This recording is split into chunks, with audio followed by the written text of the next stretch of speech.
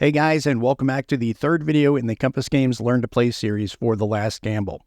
In this second part of the movement tutorial, developer Rich Hoffman is going to walk us through the remainder of the types of movement available in the game. So let's get started. Over to you, Rich. Next, we're going to talk about marsh terrain, which is Rule 5.2.8. This is an additional feature to base terrain, and the entry of a marsh terrain hex is affected by the unit type and the road presence.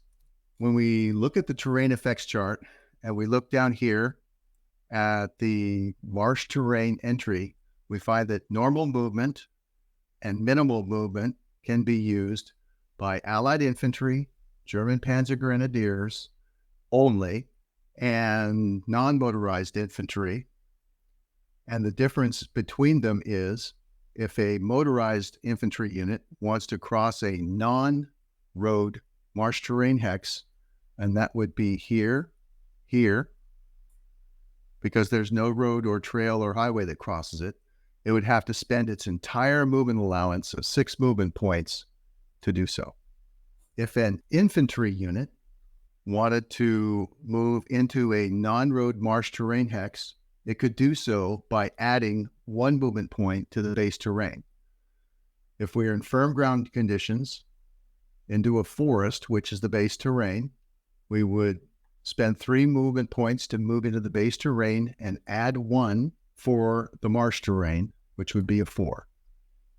Other non-motorized units, such as this artillery, cannot cross a non-road marsh terrain hex. So if this unit wanted to move, it could move along the road in this manner. A motorized unit, like this one, is not allowed to enter a marsh terrain hex except along a highway, road, or trail.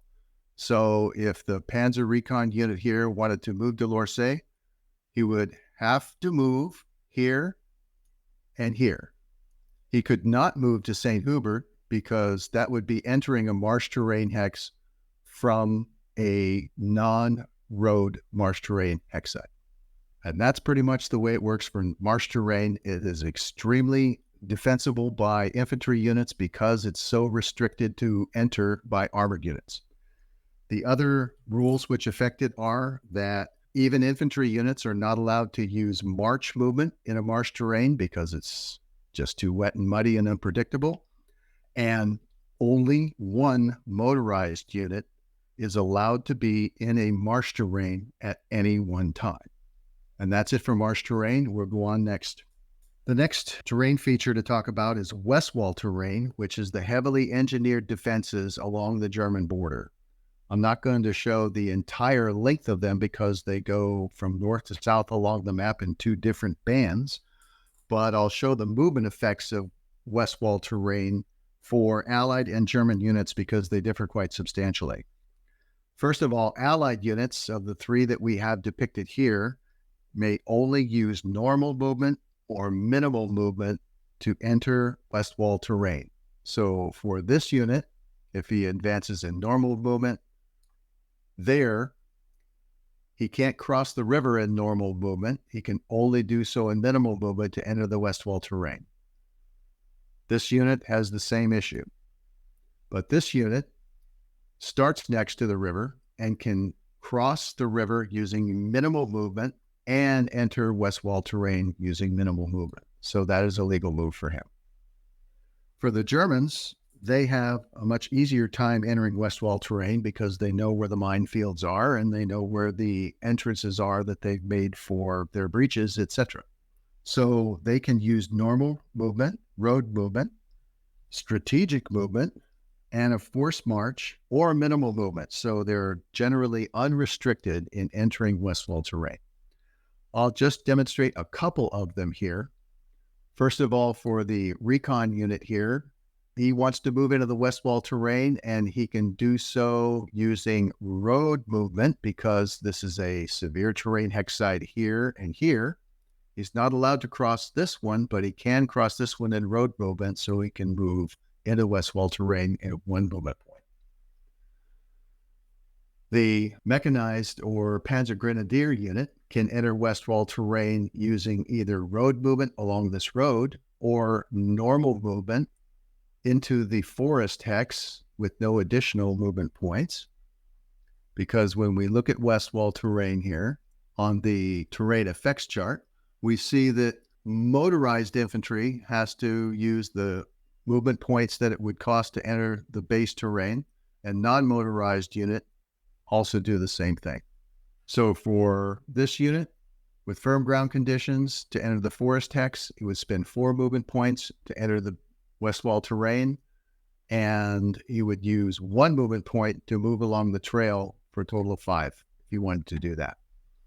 For the non-motorized unit, he pays the same terrain as the base terrain above to enter a Westwall terrain. So using normal movement, he could move 2 movement points here, and he could move 2 movement points here and enter the Westwall terrain.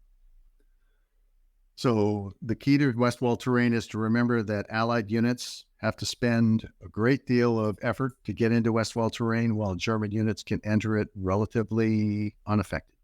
And that's it. All right, the very last terrain feature we're going to talk about is settlements. Settlements are cities, towns, villages, castles, hamlets, and points. And all of those are represented on the map here. Cities in the city of Liège and Serang. Towns, there are multiple ones, Frémaniel, Tilleur, and let's say Lantin. Villages, Genefe, Virlane, etc. Hamlets, there's even Fontaine here, and I don't see a point on this map, but the rule 5.2.10 covers all of them. There is no additional cost to enter a settlement. You either pay the road movement cost to enter the hex, or a normal movement cost to enter the hex, or a minimal movement cost to enter the hex, or any of the other types of unit. You use the movement point costs for that type of movement to enter a settlement, and there's no additional cost. And that's it for that. All right, the next section we're going to talk about in movement is specialized movement by type, which is Rule 5.3. German Kampfgruppen and Allied task forces is what we're going to talk about first, and they were very significant formations that fought in the Battle of the Bulge. They're formed by 2 different motorized units, which can form together and move and stack as one regimental-sized unit. This is extremely important for the stacking limitations, which we'll talk to later. The formation of German Kampfgruppen is 3 different types. One, shown here, is where you have 2 units with the same Kampfgruppe identifier, which in this example is KG Kokenhausen. It's composed of a Panzer Grenadier regiment and an armor battalion. As long as both of these units are on the map, they can only form a Kampfgruppe with each other. We don't have markers in the printed game for German Kampfgruppes. I'll just use those little flags here to demonstrate that they are joined together, and now they move as one regimental-sized unit instead of 2 different motorized units. Okay? They're still motorized, but they'll move as one. The second way to form a Kampfgruppe is with a German mechanized infantry division or Panzer Grenadier combined with a armor battalion from its same division. And down in the example here, we have the 5th Fallschirmjäger Division, 15th Regiment, and the 11th Stug 3 Battalion. These 2 units can move together and join a Kampfgruppe together because they're in the same division. So they'd move together as one single unit, and they would count for stacking purposes as one single regimental size unit. The third opportunity is for 2 units of the same division who are armored units to join together as a Kampfgruppe. Now these 2 units, although they're 2 battalions, form one regimental sized unit, They stack together as one regimental size unit, and they move as one unit for movement point purposes, and two armor battalions that join together in a camp group exert a partial zone of control. Now, we'll get to zone of control a little bit later, but that's an extremely important part of the camp group and Allied Task Force rules, is that two units which did not have a zone of control independently, when combined together into a camp group or a task force, gain a partial zone of control. It's extremely important. The fourth type of camp group can be formed is with a Panzer Grenadier Regiment combined with an armor battalion that is either a corps level armor battalion or an army or army group level armor battalion. So in this case, we have KG Mach from the 15th Panzer Grenadier Division can form into a camp group with the Tiger unit from here's Group B, Task Force Hummel here, and those two units can form into a camp group, move as one regimental size unit, stack as one regimental size unit, and fight as one regimental size unit. And those are the four formations which can exist in German camp groups. Now I'm going to talk about Allied task forces. And Allied task forces are formed exactly the same way that German Kampfgruppen are, but they are very limited in that only a few units of the Allies can form into Allied task forces. I'm just going to move up a little bit here and show you the three different types that we can form. First of all, the battalions of 3rd Armored Division, and I've got two of them here, Task Force Tain and Task Force Richardson, two armored battalions of 3rd Armored Division, of which there are about 9 units, can form together to form an Allied task force, and it has the same effect and conditions as a German Kampfgruppen of 2 armored units. It moves as one regimental size unit, it stacks as one regimental size unit, and it exerts a partial zone of control. The second type of formation exists in 9th Armored Division, where the battalion size units, in this case, a tank battalion and the armored infantry battalion, can join together and form a task force with the same type of characteristics as a German Kampfgruppen, where the unit is a single regimental size unit for stacking and for movement. And the zone of control is the zone of control of the infantry unit, which in this case is a partial zone of control. Again, we'll get to zone of control a little bit later, but it's important to know that it exerts those zones of control in this configuration. The last type of Allied formation that can form a task force is where you have an army level and a corps level armored infantry and armor battalion that can join together. In this case, we have a 1st Army Armored Infantry Battalion with a 5th Corps Armor Battalion, and they can join together and they exist as one regimental size unit for stacking and for movement, and they exert a partial zone of control that's provided by the infantry unit. So those are the only 3 types of formations that you can use with the Allies to form task forces. And we're going to go on to the next one from there. The next unit type we're going to talk about are 3 different unit types. They're artillery units, anti-tank units, and flak or anti-aircraft units, and this is Rule 5.3.3. Artillery, anti-tank, and flak units are either motorized or non-motorized or static. The motorized ones all have an underline underneath their movement allowance, and the non-motorized ones do not have it, and these ones are actually horse-drawn. Artillery is of 2 types in the game. There's tube-type artillery, which is this one, which are your typical cannons and howitzers, and there's rocket artillery for the Germans, which is this one. All types of artillery, anti-tank units, flak and AAA, may only cross rivers and waterways at intact heavy bridges. So this unit, which is an anti-tank unit, this unit, flak unit, this unit, artillery unit, may only cross rivers and waterways and intact heavy bridges. So if this unit wanted to move across the river, he could do so. This unit wanted to move across the river, he could do so.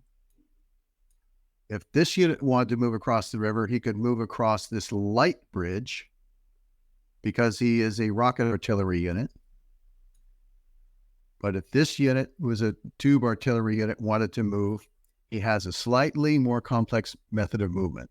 All tube-type artillery units have to flip over to their moving side and use road movement to cross as bridges as normal, but they expend movement points, and when they are at the end of their turn, they have to expend a full movement point to deploy for combat. So in this case, I'm going to use, since this is a non-motorized unit, move in 1, 2 hexes, and then spend the third movement point to deploy the unit.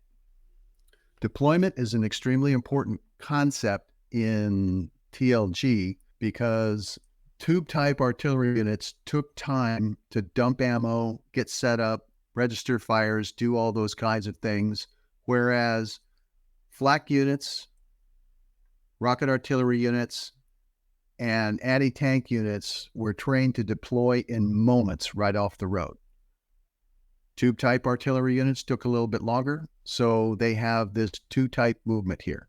An artillery unit, be it tube-type or rocket artillery, must be deployed to conduct any fire mission, and I'll cover fire missions in the combat video, but suffice to say that a rocket artillery unit does not have a reverse side. The printing on the backside of an artillery unit is the same as the front because they deploy without spending any movement points, unlike the tube artillery units. Also, non-road severe terrain hex sides are not passable by any type of artillery, anti-tank, or flak unit. They can move across them only along roads, trails, or highways. Marsh hexes, similarly, are crossable only on roads, trails, or highways by artillery, AT, or flak units. And that's about it for them. The important thing to remember is tube artillery has to deploy, the other ones have to deploy, and the last thing to remember is that friendly units may move through a deployed artillery unit without spending any additional movement points. I'm going to demonstrate that here. This unit is deployed. The armored movement wants to move through it. It can do so freely by spending 1/2 movement point to move here and 1/2 there because the unit is deployed. The next thing we're going to talk about are engineers, which is Rule 5.3.4. Germans have motorized and non-motorized engineers. And in this case, this unit is motorized with a movement allowance of 6 based on the underlined movement allowance factor there. The non-motorized units have a movement allowance of 5. All Allied engineer units are non-motorized, but may use strategic movement because they've got those massive truck battalions behind them that allow them to do that.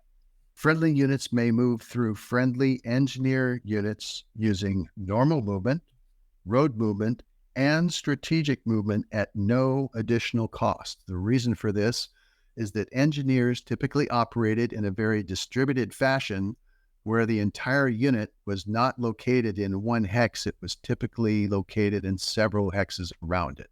So at a lower density, you can have a motorized unit spend 1, 2, 3, 4, 5, 6 movement points and move into this hex at the road movement rate without having to spend any further movement. Engineers use specialized movement when building bridges and roadblocks, but we'll get to that in the engineer phase. And that's it for engineers. The next section of the rules we're going to talk about is reserve movement, or Rule 5.4. Armor and infantry units only that are in good order, not in strategic movement, and not adjacent to an enemy combat unit may be placed in reserve. This designation of reserve status must be made at the beginning of the owning player's movement phase, and this is important because Putting units in reserve after other units have moved through them is a play balance thing that we didn't want to allow in the rules. Reinforcements that enter the map may not be placed in reserve on the turn that they enter. And reserve units lose their reserve status when an enemy unit moves next to them, whether it exerts a zone of control or not. There are two types of reserve that a unit may be placed into. Combat reserve may only be entered by armored units and armored infantry or panzer grenadiers. When they're placed in reserve, and I'm going to place these units in combat reserve, I'm going to place this multi-unit task force also. I'm going to place this multi-unit Kampfgruppen also into reserve. These units are now in combat reserve, and for movement purposes, during the movement phase, these units may move 1/2 of their movement points, fractions rounded up. They will move the second half of their movement points in the exploitation phase that I'll get to in the next video. So for example, this unit has a movement factor of 5. It can use road movement or it can use normal movement. And in this case, if it wants to get next to one of the enemy units, which is apart from it, it can spend up to 3 movement points. So 1, 2, and it can cease its movement. It could not have moved into there using normal movement because it would have exceeded its 1/2 movement allowance for combat reserves. This unit similarly can do the same thing, and we'll just move it 1, 2 in road movement. So the next type of reserve that can be entered into is an exploitation reserve, and any type of armored or panzer grenadier unit can also be placed in exploitation reserve, but non-armored or non-motorized infantry units may only be placed in exploitation reserve. Exploitation reserve differs from combat reserve in that units in exploitation move may not move in the movement phase. They may only move in the exploitation phase. There is one type of movement that an exploitation reserve may use to move in the combat phase, but we'll get to that when we get to the video on combat. The next thing we'll talk about are reinforcements, where units enter the map in the owning player's movement phase at or between designated entry areas per the scenario order of appearance cards. Units may enter the map using any type of movement appropriate for them, except a forced march. Multiple units entering the same X must space out along the edge of the map, using it as a temporary road of the same type that they'll use when they enter. In this situation that we can see here, we've got Allied units strung out along the Westwall River, and they need some help. So the tough hombres of the 87th Infantry Division on the left over here are going to come to their rescue. So these units are going to try to get over there in one turn, so they're going to use strategic movement. So I'm just going to place them in strategic movement.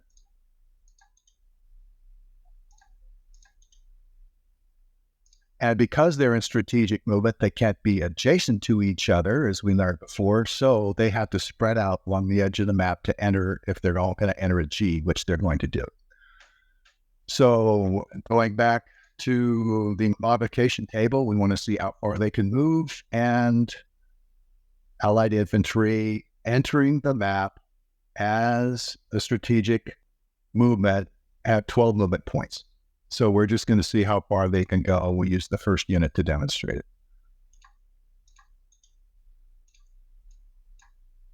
That's 1, 2, because they use a half a movement point along the highway.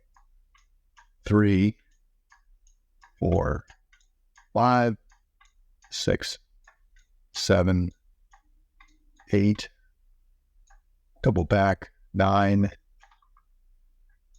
10, 11, 12.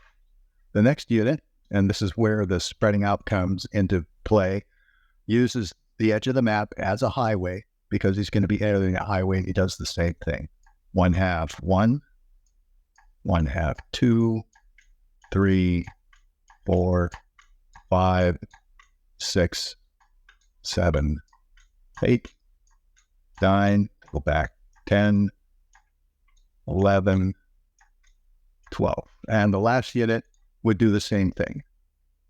1/2 1, 1/2 2, etc. And they just end up spaced out along the road behind the other two. Units that are not entering in either road movement or strategic movement can enter bunched up in the same hex as long as they are not using those two movement types. And that's it for reinforcements. The next thing to talk about reinforcements is that the entry hexes along the map may be blocked for entry by reinforcements. In this example, we've got German units, one of them, which is blocking entry hex E in this location. And if we have a unit which is scheduled to arrive at entry hex E, it can arrive at this hex, this hex, this hex, or this hex. But since they can also enter between designated entry hexes with letters, this unit could enter here in between these.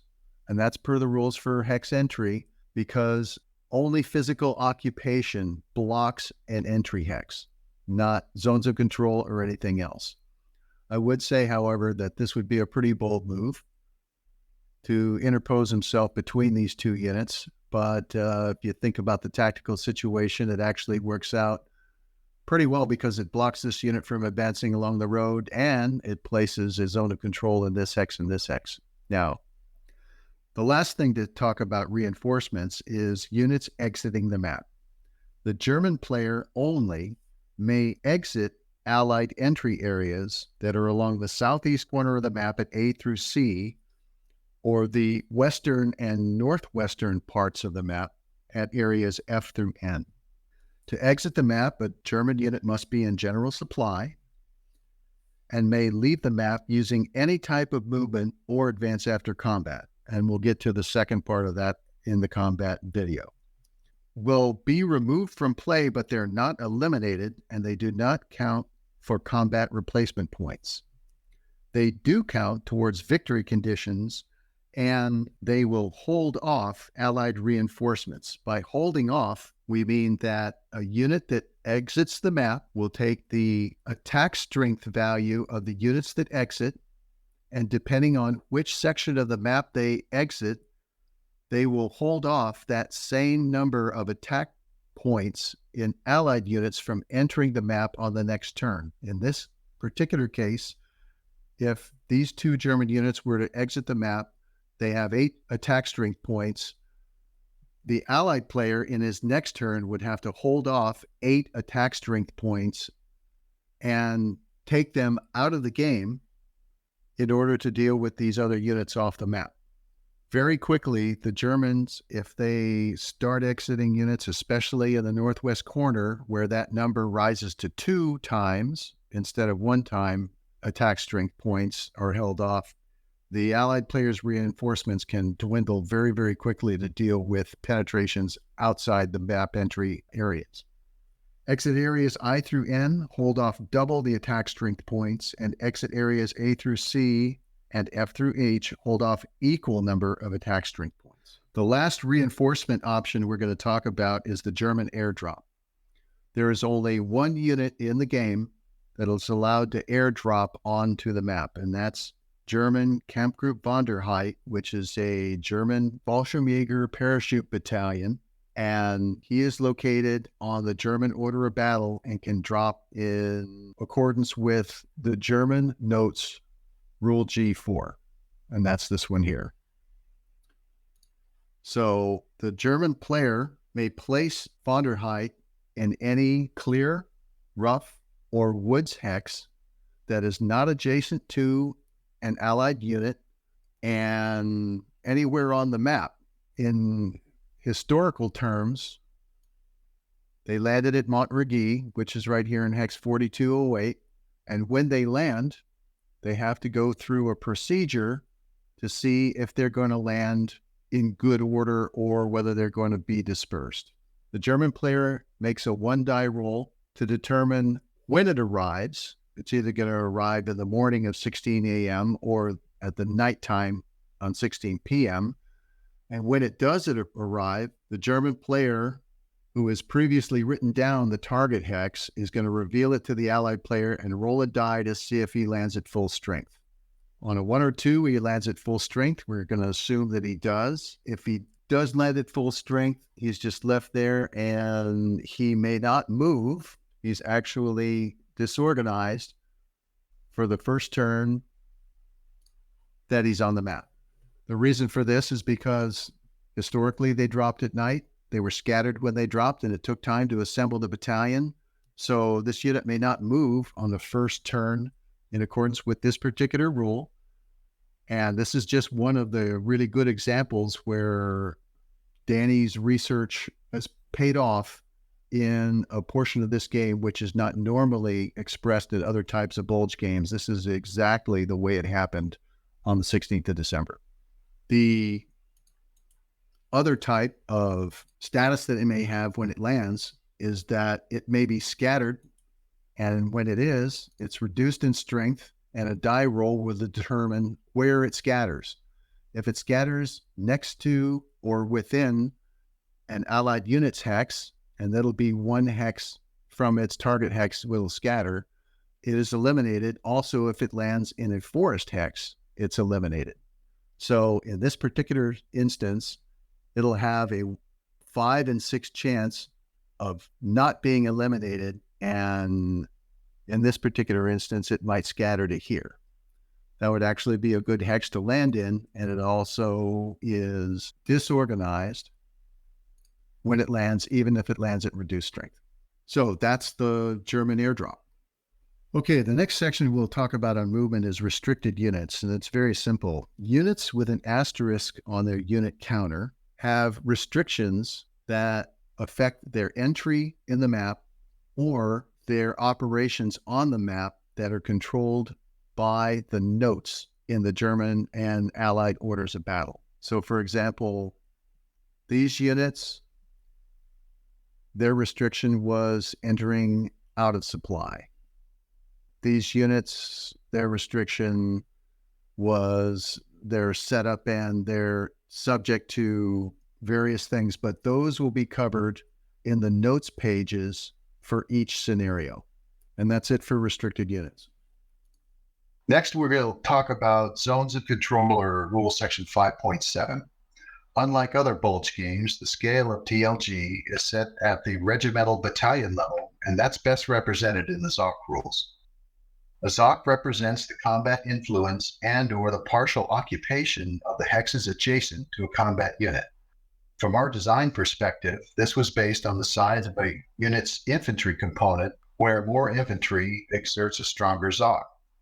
As shown in the introductory video, a unit has either a full ZOC with a red square on the unit, such as this one,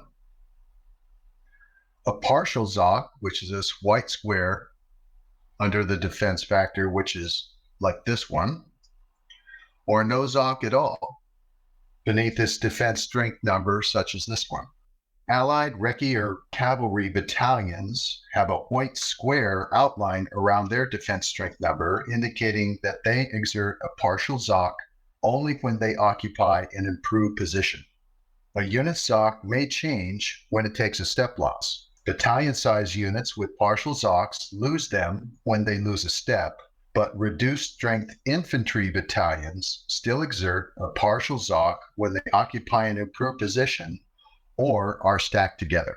Many wargamers are familiar with ZOC effects, and TLG is probably very similar. An enemy unit must stop moving when it enters a full or partial enemy ZOC. ZOCs are not affected by settlements, marsh, or Westwall terrain. Supply status does not change a unit ZOC, and friendly units negate enemy ZOCs for supply and retreat purposes. A unit's combat status, being either disruption, disorganization, fatigue, resting, or being in reserve, do not affect a unit's ZOC, but units in strategic movement do not exert a ZOC, even if it's printed on their counter. A unit may not move from one enemy ZOC directly into another, but may conduct limited retreats and advances after combat from one enemy ZOC to another, and we'll show that more in the combat video. ZOCs change slightly between day and night turns, and every ZOC possibility is illustrated on the ZOC chart, which I'll demonstrate right here. First, I'm going to orient you to the chart. It has two sections. It has a daytime ZOC table and a nighttime ZOC table, and there's subtle differences in each one of them.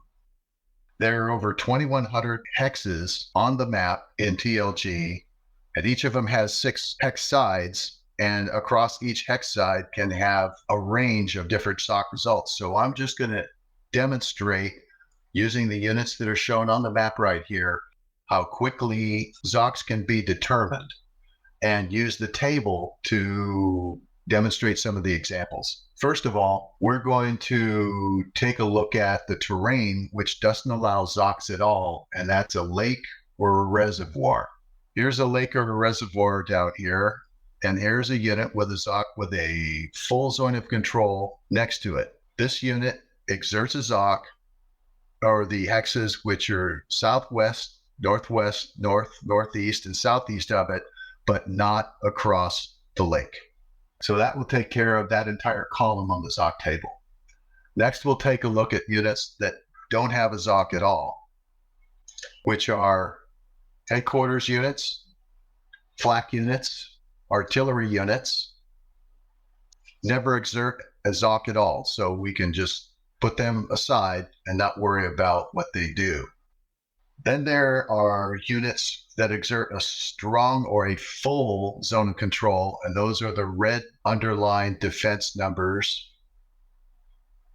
in these 3 locations. And I'm just going to use the table to demonstrate some ZOC usage on these ones. For this one, first I'm going to give you one simple rule that you should use as the #1 rule for determining a ZOC at any one time. For a full or partial ZOC that is exerted into any hex, they always extend along a road, highway, trail, or across an intact bridge. Always, always, always, day and night, into any terrain. If it extends along a road, highway, trail, or intact bridge, it is a good ZOC. So the zone of control chart is going to determine where ZOCs extend into by looking at the terrain around the unit, looking at the table, and finding where it exists on the ZOC chart. So the ZOC chart has 2 tables, one at daytime, one at nighttime, and the results are slightly different. There's some legend to cross-index the results with. For full zones of control, which are the red ones, they exert into all hexes during the daytime, and they extend across severe terrain hex sides at day for all terrain except forests. At night, so full ZOC during the daytime will extend into a forest hex, but at nighttime into a forest hex, it has this double mark here, and we go down and read it. Says on night turns, full ZOCs do not extend across river or severe terrain hex sides into forest hexes, except along a highway, road, or trail, or across an intact bridge, which is rule #1. So in this particular unit's case, he extends it to the north, to the west, to the south, and even the southeast, because there is a trail there, but not to the northeast into the forest at night. During the daytime, he would. The next thing we'll do is look at that next to a river. And for this unit, it extends along a trail to the northwest, the south, the southeast. But to the north, there's a ford. So during the daytime, we look for a full ZOC. And we have a river, and that river has severe terrain. A river with severe terrain would require a bridge or a ford for the ZOC to extend across it. In this particular case, there's a ford, and there's a bridge. So a Zoc would extend certainly across this one if it's intact, and across this one because it's a fort. During the daytime, a full Zoc across into this forest hex, across a river with severe terrain, would need a bridge or a ford, so a Zoc would not extend into Kauensdorf here. The next one is a full zone of control, and across a river without severe terrain, we find that a full Zoc will extend across it. It'll extend certainly over the intact bridge and along the roads, okay? But at night, that full Zoc without severe terrain will exert into a woods hex, but not a forest hex. It's the forest hexes which really make Zoc difficult to extend into because of the nature of the terrain and how dark it gets. And having forest around you makes Zocs extending into it at night a very difficult thing. Next, I'll talk about partial zones of control. This is the unit that has one. And partial zones of control do not extend into forest hexes or across severe terrain hex sides, except along highways, roads, or trails, or over an attack bridge. So this does extend, this Zoc will extend into a forest hex along the trail and the road, and will extend into a woods hex day or night across a non-severe terrain hex side, but across a severe terrain hex side, day or night, a partial Zoc needs that highway, road, or trail to extend across it. When it comes to rivers, the same thing applies. If there's a severe terrain hex side, a partial zone of control is not going to extend across it. So in this case, the only zones of control this will extend into is to the southwest, the south, southeast, and northeast. The other two hexes are blocked. The last thing I'll talk about on partial zones of control is when you have a camp group or task force. In this case, we have a camp group with an armor unit and an infantry unit. The infantry unit, if it exerts a zone of control, controls what type of zone of control it has. If it's a full zone of control like this one, it has a full Zoc extended around it into the terrain that a full Zoc will control. This camp group, however, is 2 armored battalions, and they only exert a partial zone of control. So a partial zone of control here is the same as over here. In this particular case, it would extend into the highways, roads, and trails which adjoin the hex, which is to the northwest and the southeast. It would extend into the rough terrain at night or during the daytime, but it would not extend south because there's a non-road severe terrain hex site there. There's one more piece about zones of control as they affect movement, and that is a non-armored unit to break contact or to move out of the zone of control has to spend 1 movement point to leave an enemy zone of control during the daytime only. At night, they don't have to pay that. The next thing I'm going to talk about is stacking limits. For all the units in the game, they have a size, and the size is over the unit image for armored units or over the unit symbol for non-armored units. In this particular case, we have the 3 hashes for a regimental size unit, an X for a brigade size unit, which is also regimental in size. This particular unit is a company size unit. There are very few of them in the game, but they are considered battalion size units. And then even though a headquarters unit can be either a corps or an army level headquarters or an army group level headquarters, a headquarters unit itself does not have a size component to it. It is considered a very small unit and it doesn't count for stacking purposes. So the limit for stacking in TLG is 2 regimental size units in a hex at any one time. Battalion size units are considered 1/3 of a regiment for stacking purposes. So you could have up to 6 battalion size units like these 2. You could have up to 6 in a hex at any one time. Although there are so few battalion level units in the game, trying to get that to exist in one hex would be a difficult thing. Stacking limits are applicable in all movement phases except retreats in the combat phase or in reserve combat. They can be temporarily exceeded during retreats, and those rules I'll go over in the combat video. Stacking is limited for nationalities. For example, the French and Belgian units cannot stack with United States units unless they are forced to do so during a retreat. And then after that retreat, they must separate in the owning player's next movement phase as soon as they possibly can. On the German side, Panzer Brigade 150 cannot stack with non-SS units, and if forced to do so during a retreat, they must continue to an empty or SS only occupied hex and become disorganized. That's because those were the units that dressed up like Americans, and only the SS units can stand them to be stacked in their hex. Otherwise, they'll shoot them. The next thing I'll talk about is the enemy reaction phase. This is rule section 6, and it occurs in a separate phase when the non-phasing or defensive player can move any of his units that are in exploitation reserve.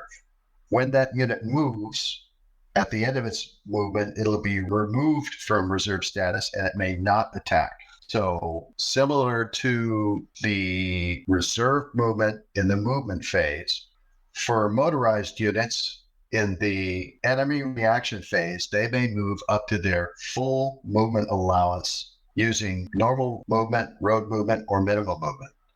A non-motorized unit in exploitation reserve may only move up to 3 movement points using normal movement, minimum movement, or road movement. So to demonstrate it, I've got 2 units over here, and they're both in exploitation reserve.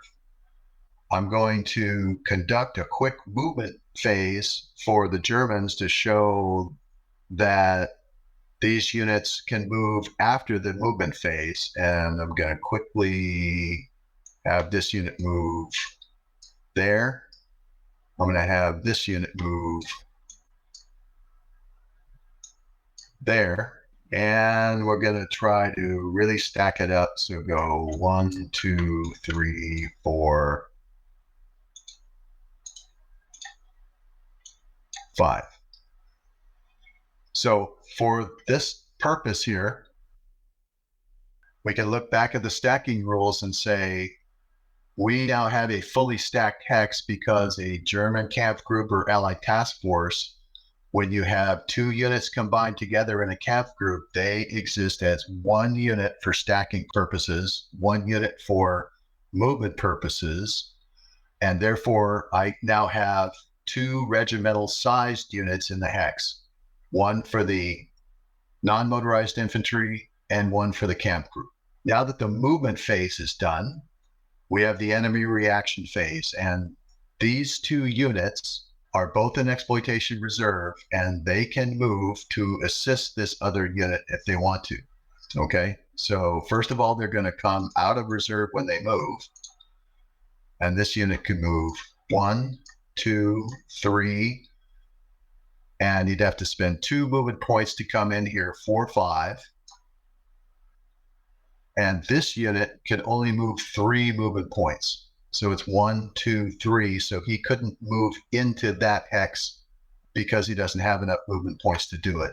If he wanted to move at all, he could move somewhere else, but not in this particular case.